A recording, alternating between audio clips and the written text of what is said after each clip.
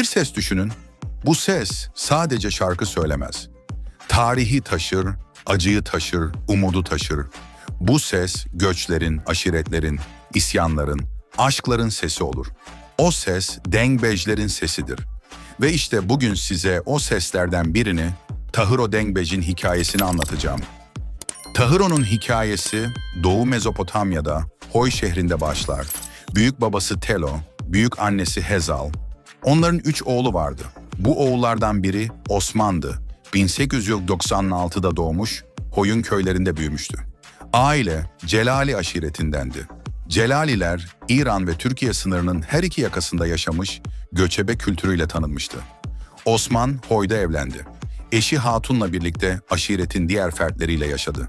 Ama 1920'lerin başında kader onları yola düşürdü. Osman ve Hatun bir grup Celali ile birlikte kuzeye, yani Kuzey Mezopotamya'ya doğru göç ettiler. O uzun yolculuk haftalar sürdü. Günün sıcağı, gecenin ayazı. Ama sonunda Ağrı'nın Tutak ilçesine bağlı Hirbesor köyüne vardılar. Ve orada yeni bir hayat başladı. 1920'lerin sonuna doğru bir oğulları oldu. Adını Tahir koydular. Resmi kayıtlarda doğum tarihi 1935 olarak yazıldı. Ama ailesi bilir ki o aslında çok daha önce isyanların ve göçlerin gölgesinde doğmuştu. Tahiro çocukluğunu Hirbesor'da geçirdi. Ama huzur uzun sürmedi. Ağrı isyanının yenilgisinden sonra Osman ve ailesi yeniden göç etmek zorunda kaldı. Bu kez yönleri Milazgir'deki Karahlı köyüydü. Tahiro henüz 4-5 yaşlarındaydı. Öküz arabasında geçen günler onun hafızasına kazındı. Yol boyunca gördüğü dağlar, ovalar, köyler, onun hafızasında yalnızca birer manzara değil, birer hikayeye dönüştü. Yıllar geçti. Tahiro genç bir delikanlı oldu.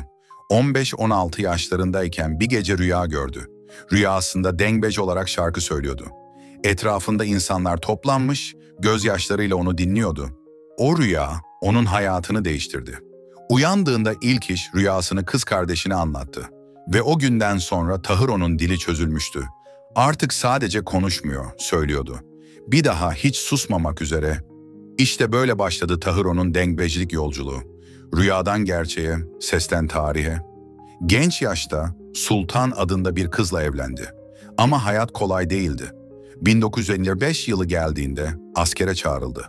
2 yıl boyunca Türkiye-Ermenistan sınırında Aralık ilçesinde görev yaptı. Askerlikte bile Dengbejliği bırakmadı. Arkadaşlarına nöbet aralarında ateş başında söyledi. Onun sesi asker arkadaşlarının da yüreğine işledi. Çünkü o ses yalnızca bir şarkı değildi. Uzaklardaki köyün, annenin, sevdanın sesi de oydu. Askerlikten sonra Karahlı'ya döndü. Tarlada çalıştı, hayvanlarla uğraştı. Ama bir çiftçi değildi sadece. Onun içinde yanıp duran bir ateş vardı. O ateş sözün ateşiydi. Dengbejlik onun kaderiydi. Tahiro köyden köye dolaştı. Hikayeleri, destanları, ağıtları söyledi. Onun sesi bir halkın hafızasına dönüştü. O ses yalnızca Karahlı'da değil, bütün bölgede yankılandı. Dengbejlik, Kürt halkı için sadece müzik değildir. O, sözlü tarihin kendisidir. Yazılmayan destanlar, kaydedilmeyen anılar, Dengbejlerin hafızasında yaşar. Ve Tahiro, o hafızanın en güçlü taşıyıcılarından biri oldu. Dinleyin, bu ses bir adamın sesi değil, bir halkın sesidir. Her hecede göçlerin, aşkların, savaşların izi vardır. İşte bu yüzden Dengbejlerin türkülerinde zaman durur ve Tahiro o zamanı sesiyle yenilerdi. Tahiro Dengbej'in hikayesi sıradan bir insanın hikayesi değildir. O bir çocuğun rüyasında başlayan yolculuğunun bir halkın hafızasına dönüşmesidir. Bugün biz onun sesini dinlerken aslında kendi tarihimizin yankılarını duyarız. Dengbej Tahiro, hatırlayan halkının dilinde yaşamaya devam ediyor.